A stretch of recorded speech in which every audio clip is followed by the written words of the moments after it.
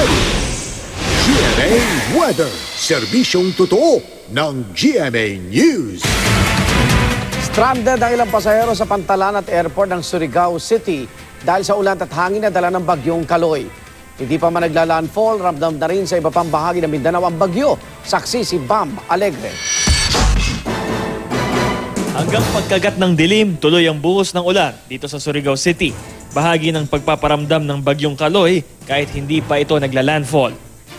Kahit nitong maghapon ng Biyernes, malakas na ang ulan. Ang paglalayag nga ng mga sasakyang pandagat sa Lipata Port, pinigilan simula tanghali kasunod ng pagdeklara ng Signal No. 1. Kabilang sa mga stranded si Aling Claudia. Higit sa posibleng pagkabulok ng mga pinamiling karne, nag-aalala siyang hindi abutan ang graduation ng anak.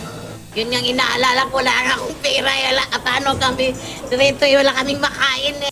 Pero ayon sa pamunuan ng Pantalan, nag-aambagan lang sila ng mga shipping line para pakainin ang mga pasahero kung 3 araw na silang stranded. Sometimes magluto naman lang kami ng mga arroz caldo, champurado.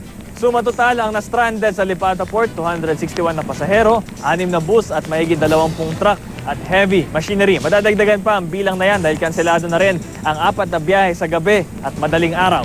Kanselado rin kaninang umaga ang 2 flight ng Cebu Pacific, kaya dismayado ang ilang pasahero. Medyo malungkot kasi may hinahabol po kami na